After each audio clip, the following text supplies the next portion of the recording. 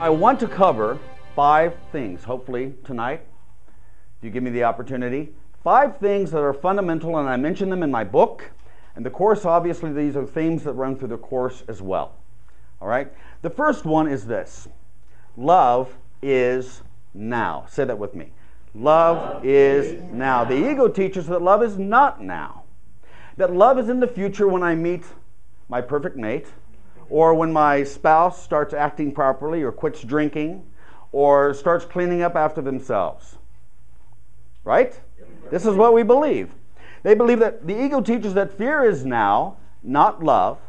And the ego, again, is trying to find an identity in the past and in the future, and again, trying to confuse you and let you think that that voice of fear is actually your voice.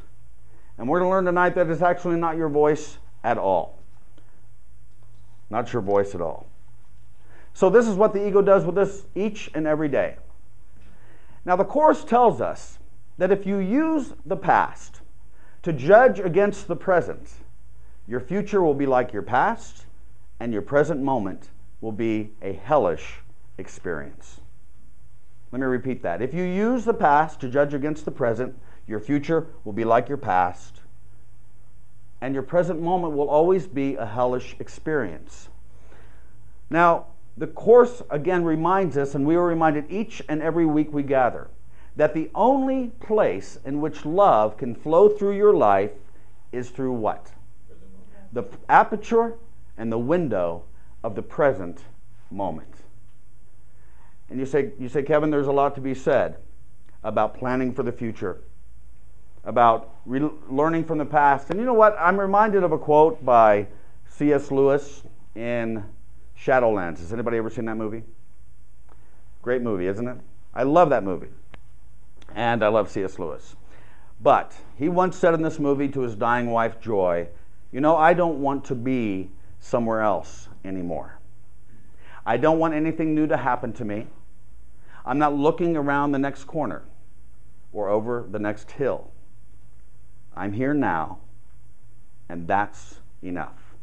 You say, Kevin, being here now isn't enough for me. Well, I would submit to you that you may not truly know how to truly be in the present moment. Okay, and this is what I want to drive home to everybody.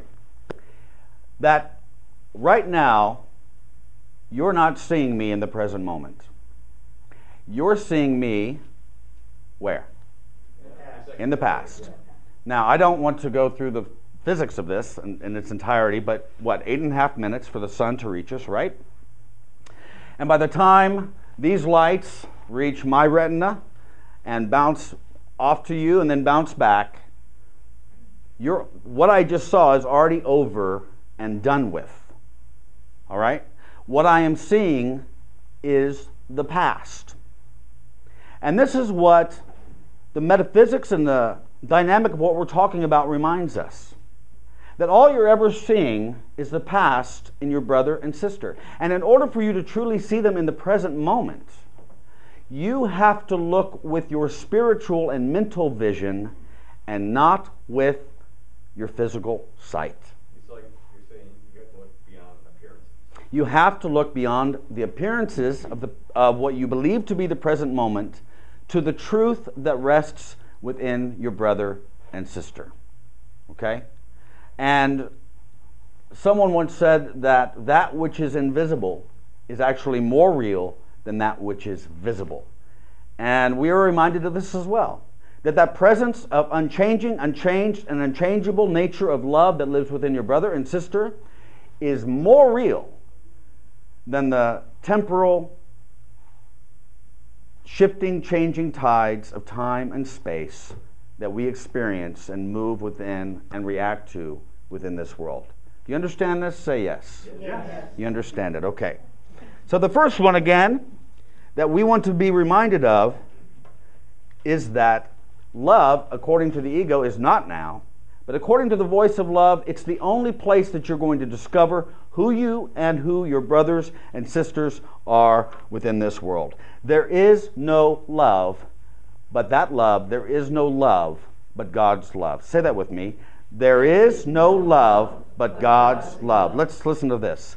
Perhaps you think that different kinds of love are possible.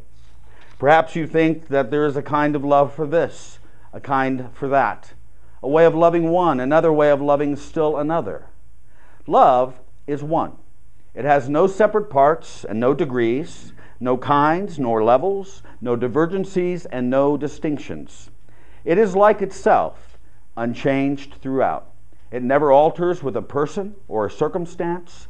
It is the heart of God and also of His Son. Love's meaning is obscure to anyone who thinks that love can change. He does not see that changing love must be impossible, and thus he thinks that he can love at times and hate at other times. He also thinks that love can be bestowed on one and yet remain itself, although it is withheld from others. To believe these things of love is not to understand it. If it could make such distinctions, it would have to judge between the righteous and the sinner and perceive the Son of God, you and I, in separate parts.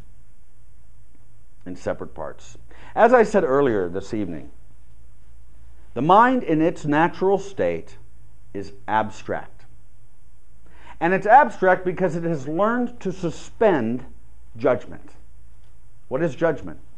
Judgment is the belief that what God created as unchanging, unchanged, and unchangeable can and has been changed. Why do we believe that? Because we tether ourselves to this voice, this raucous and shrieking voice of fear that tells us that we are something that we are not, and that our brothers and sisters are something that they are not.